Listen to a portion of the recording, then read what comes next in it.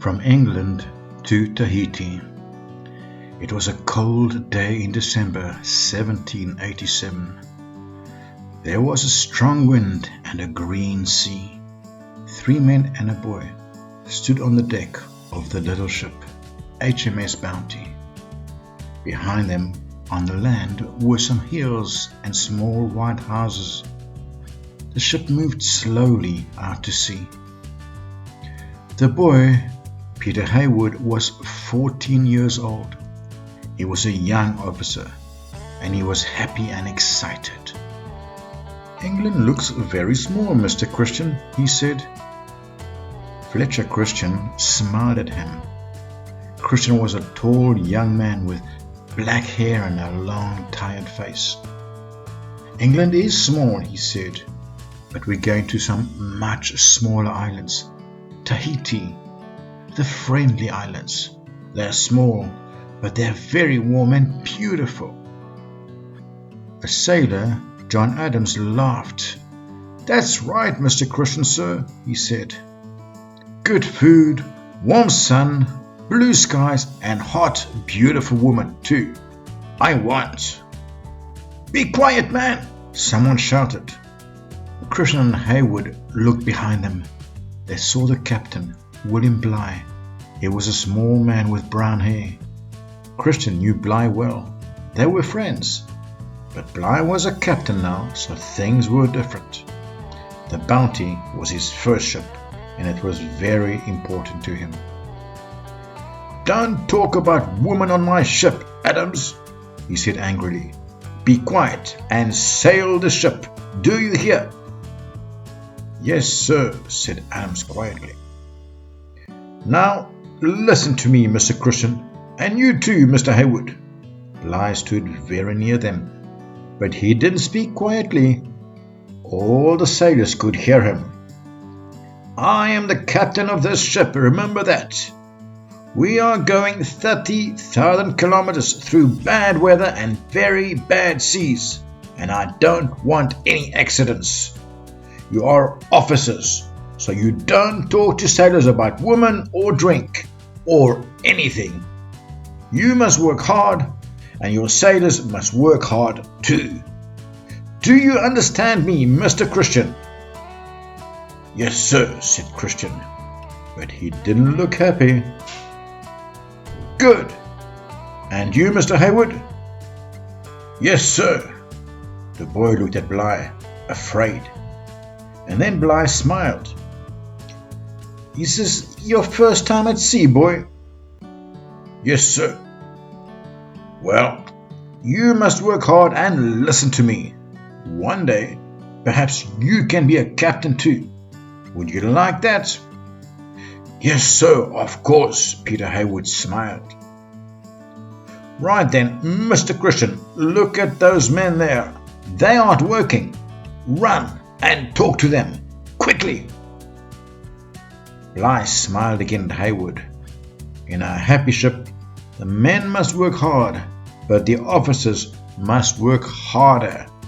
Do you understand, boy? The Bounty sailed south across the Atlantic.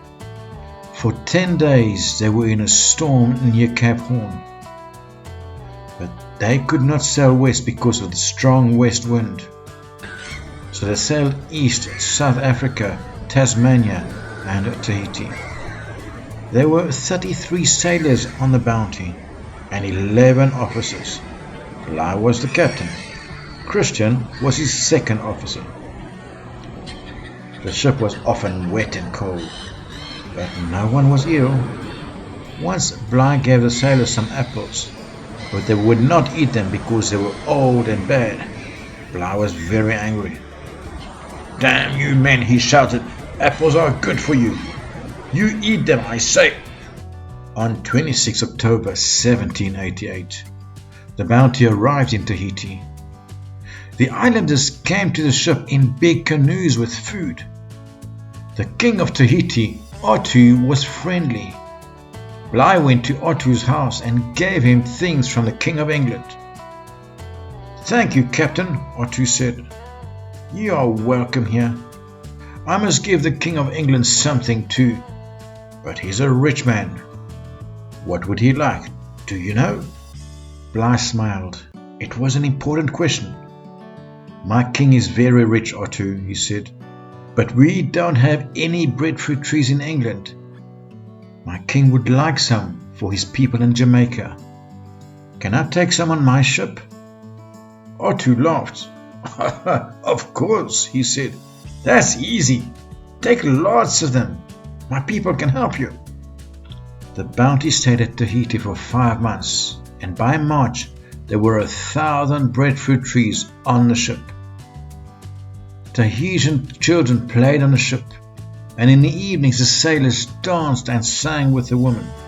One morning, some sailors and Tahitian women took a ship's boat to a different island. Bligh was very angry. When the sailors came back, he put chains on their legs, and then he shouted at his officers and men, "You men must stay away from these women. You must all listen to me and work hard for me and the king." Some officers kept pigs on the ship. Sometimes Bligh took the pigs from his officers. "I am giving this food to the sailors. They need it, not you." April 4th was the Bounty's last day in Tahiti. The ship was full of food and people. Otto and his family, all the sailors and their Tahitian friends. But nobody sang or danced.